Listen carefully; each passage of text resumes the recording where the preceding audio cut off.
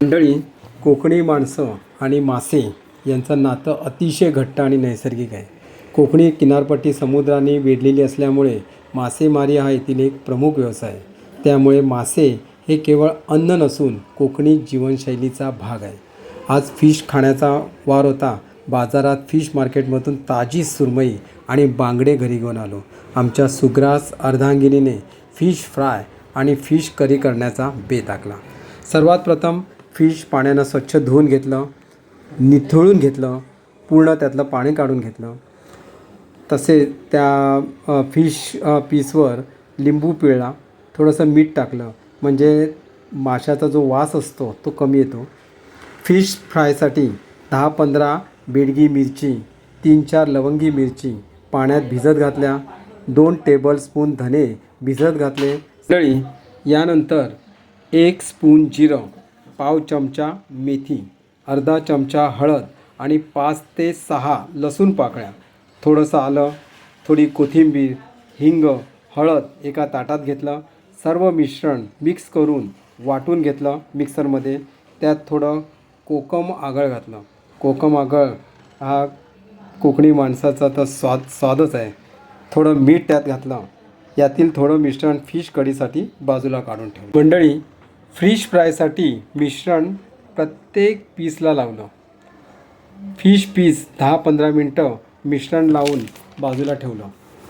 त्यानंतर तांदळाचं पीठ, बारीक रवा, चवीपुरतं मीठ, थोडा नेहमीचा आपला मसाला असं आम्ही मिश्रण तयार केलं.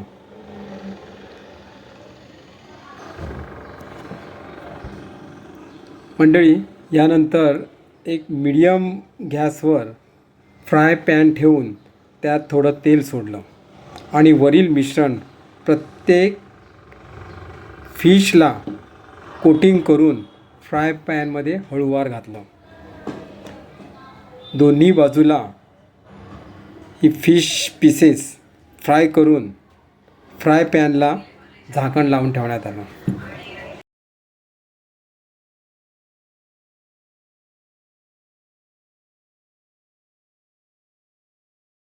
मंडळी, आता फिश करीसाठी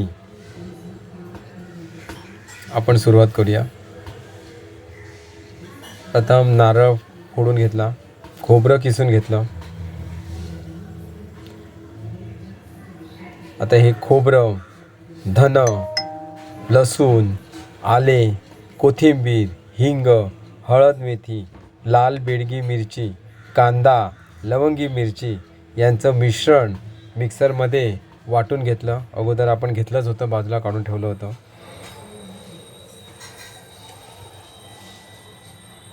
मिक्सरमध्ये सगळं मिश्रण वाटून झाल्यानंतर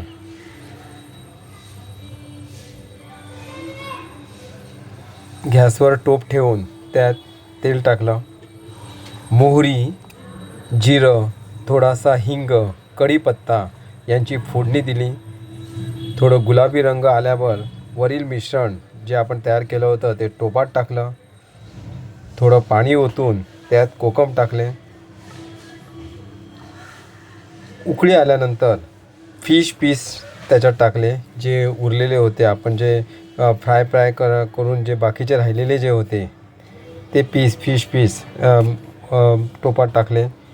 फिश करी चमच्याने ढवळून घेतली. अशा प्रकारे सुग्रास फिश करी आणि फिश फ्राय तयार झाले.